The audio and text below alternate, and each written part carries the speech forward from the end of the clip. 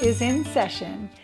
Hey group, hello YouTubers, hello Facebook people, whoever's following this series. We're diving into spiritual modalities for a spiritual life.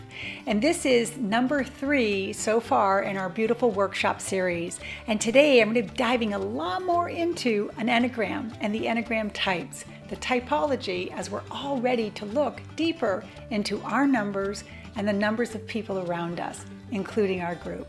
Are you ready to dive in? Let's get right to work today on my channel. Hey Bone people, Jeannie coming back to you in our sacred circle, looking at where we are right now in our workshop series. So we've already met. I have 3 videos already up, so let's just kind of go back and say where we should be. We've had our first circle. We each took the Enneagram test. Then we went out and we did the Enneagrams with 2 people, right? And that was your homework. And I did a whole video. The last video was all teaching you how to do that process, like the one we did in class, with the 2 people you were working with. And if you remember, the challenge was to do it with someone that maybe you're in conflict with, or someone that, is adding a little shadow to your life. So hopefully you did that. So today, the next 3 videos is I'm going to be breaking these up. Last video, I didn't know how I was going to do this. I have made a decision. I'm going to be doing the doing triad, the feeling triad, and the thinking triad. So I'm going to do 3 profiles per triad. So that'll be 3 more videos. And that truly will give you the details to each one of the Enneagram numbers. So let's just recap Enneagrams again, since that's what we're learning, right? We know that, or I'm teaching you that, Enna means 9 and gram is truly just a graph. And what I love about this teaching is, and what I've understood, is that this truly is the only typology out there that literally explains all the beautiful behaviors that we have. And that's why there's 9 behaviors on the chart. I'm going to go into those in a second. But what I love about all of them is all of them are just normal behaviors that we have in our world. In fact, we all have all of these behaviors. So you can't say, well, I'm glad I'm a 9 because I wouldn't want to be a 1. 1 is just as important as 9. The whole idea of it being on a circle is that they have to be in balance. So what I love about personality types, or typology as it's called, is that it really does line up with my work, which is helping you be the best expression of yourself. Don't you agree? So today, if you remember from class and from the last video, we talked about, when we're in power, we move, the 9 moves to, and when we're stressed out, when we're feeling secure, the number comes to us. So guess what? All numbers are important. And I don't want you to just focus on your own type. I want you to understand all aspects of the Enneagram. So I'm going to break it down. So are you with me? Okay, let's make sure I have what I need here. Your type truly is your most dominant type. It's the one that, as you answered all those questions, it's the one that you said yes to most. It is truly also your life's expression and your soul's expression and how it shows up, meaning you can't run from who you are. And as always, as we know with anything, like if you're Aries, right, there are good aspects of an Aries, but then there's also when we go out of power. And a lot of my work reflects that. So here's that beautiful slide I always put up. We can be so lit up, we can be so our number, that we become out of power, and don't forget that that light can sometimes create a shadow, right? So this is just helping us understand the challenges that each Enneagram have. It also allows us to move and to grow consciously as these different types, understand all of the aspects of different types that there are into the world, which of course will create better relationships for us all. And each Enneagram, each number has something that we can teach the world. Don't you just love that? Me too. So that's the work we'll be doing today as we dive into the first video, the first triad, which is the doing. let's dive in. Okay, we're starting with, makes sense that we would start with the doing triad, right? So these numbers, and this is a little different. You would think we'd start with number 1, right? Because we're so linear in our thinking. But on the Enneagram wheel, we're going to start with 8, 9, and 1. And this is truly the doing triads. They are the ones who get out ahead of the world, and they're all about the physical body. So these people, athletes, care about their body. Everything is moving from their body, but more importantly, right, in the world, they're the go-getters, and they're here to do big things. They're the planners, okay? So that should make sense when we're looking at doing. So if you are an 8 or a 9 or a 1, this should line up and make sense to you, okay? But remember, there's arrows that point to different things. So even if this isn't your number, you could become like an 8 or act like a 1 when you're stressed or secure, right? So we know that from our work. So let's start with 8. You would have thought I was an 8, right? I'm not, by the way. I am absolutely a 3. And I thought, too, looking at the surface of the Enneagrams, that 8 would line up with me. But why am I saying that? 8 truly is the leaders in life. They are the definite. They are so powerful. They are so confident. I always say that an 8 shows up before they're actually even in the room. So they have big energy, and they're bold. They're natural born leaders. Okay? Does that sound like the person you know, whoever is an 8? 8's huge issue, we always say, you've heard the expression, you're more than enough. 8s actually know this, but this is their contrast. They actually feel like they are too much for the world. So they're always trying to navigate and pull in their energy. In fact, when an 8 becomes out of power, you can imagine, it is the leader, dictating, micromanaging, okay, that kind of energy. They can take their power out of control and treat people pretty roughly and rude because, after all, you should be thinking like they do, right? So I'm sure you've had that boss in your life. They typically have issues around anger, okay? So that makes sense, especially if people are not following them or pursuing what they want because, after all, they're in charge. Their life issue is truly how they can show up and be effective in the world without creating so much action around it, right? So that's what they're always trying to navigate.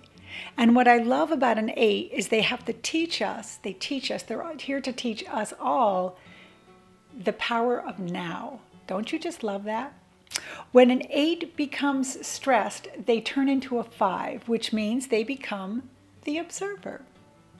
And when a stress is feeling secure, they can act from a place of a 2, which is a helper. So I thought it would be really cool to know all your Enneagram numbers prior to doing this video. And now I'm glad I don't know, because it will be interesting for us to kind of look around the room and say, oh my gosh, this person's that. And what's nice is once I do know all your numbers, okay, and you can comment below if you're following this on YouTube, you truly will be asked to line up and partner with maybe the opposite of you or someone just like you, so you can talk about your challenges, and there'll be more homework coming on that. I'm sure you're excited about that. Okay, so that is an 8. Are you ready to move on to number 9, my favorites? I'll tell you why. Okay, so we're moving on to number 9. The peacemakers in the world, the mediators. They are so easygoing, they're so calm, they're hardworking, they're creative. They're always trying to put others at ease. They are very grounding. In fact, they have a very grounding energy. They love harmony, peace, and ease. You hear me say that over and over and over again. Their environment, their life, their relationships, everything about them needs to be stress-free. And I say this is my favorite, kind of jokingly, because this is Michael. Okay. And it's so funny. I've always called him the peacemaker. This man cannot absolutely, and this is so normal for a 9. 9 needs harmony in all aspects. And the trouble with that, right, is that life isn't always harmonic. It's not always in harmony. Where would we be without contrast? We know that, right? So the trouble with a 9 is that they can't stand conflict so much that there's a great saying, and I have it in front of me. It says, sometimes when in power, a 9 can be in the world, not of it. So that's a beautiful expression for a 9. When a 9 is out of power, they can be of the world, but not in it. So let me explain that. If you are working with a 9, or someone that you're doing your relationship work with is a 9, you have to know this. They will not fight, okay? They will not be conflicted. In fact, they're always just trying to look for peace. And another thing that's come to my attention, especially with Michael and I, we'll talk about that in detail, is that 9s conserve energy. They don't have a lot of energy. They don't come into this life plan, this life purpose, feeling like they have an abundance of energy, like I do, okay? They're not like that at all. In fact, they're always trying to conserve. So 9s can be known as the procrastinator. They're very patient, by the way. So we have a lot to learn from 9s. What are 9s here to teach us? 9s are here to teach us to be at home with ourselves. Isn't that beautiful? If the whole world was filled with 9s, there'd be a lot getting done and there would be no war. Certainly no war. But maybe we wouldn't be, learning as much as we do, because remember, that contrast that shows up in that conflict has more to teach us than any day of peace and ease. Do you agree? Me too.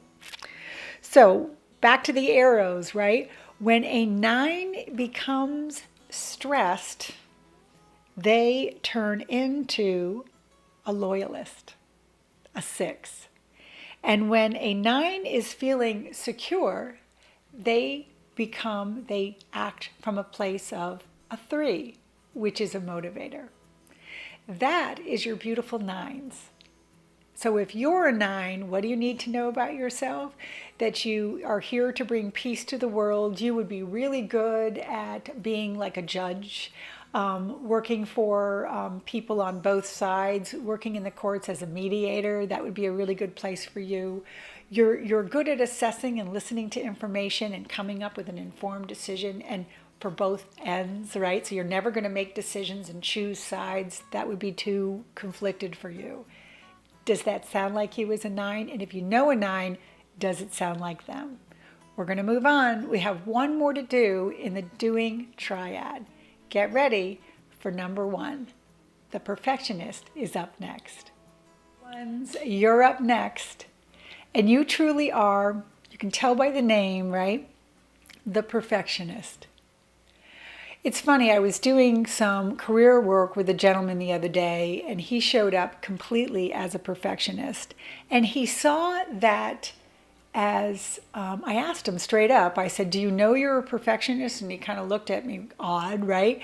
And I said, how do you feel about that? How do you perceive hearing the word you're a perfectionist?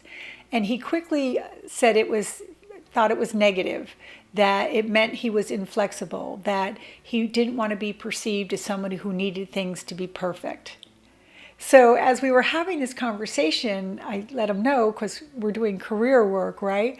I let him know that if I was hiring somebody, I would absolutely be looking to hire somebody who was a perfectionist over somebody who was easygoing, go with the flow, and didn't really care about their workload or how their work was done, right? So the perfectionist, that's a great example for a perfectionist. They have such integrity. They are the ethical type, okay? They're noble. They have a mission. They're here to accomplish great things. They're very task-oriented. They're idealistic also.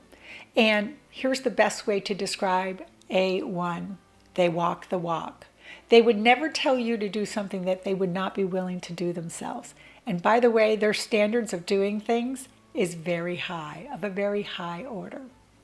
So you can only imagine, what do you think the challenge for such an energy would be?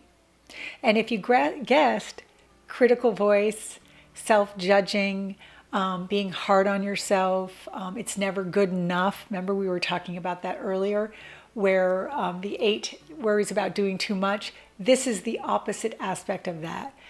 A 1 never feels like it's enough. They never feel like they are enough. So in power, they would have that in balance. Out of power, they would, I love managing perfectionists, by the way. They're the ones who manage themselves.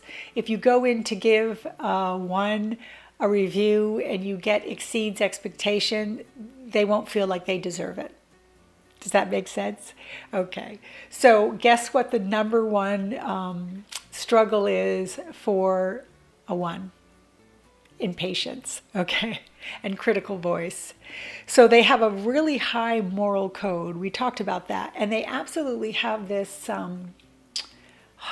I want to call it a fault or more of a warning for them, that they tend to give their energy away.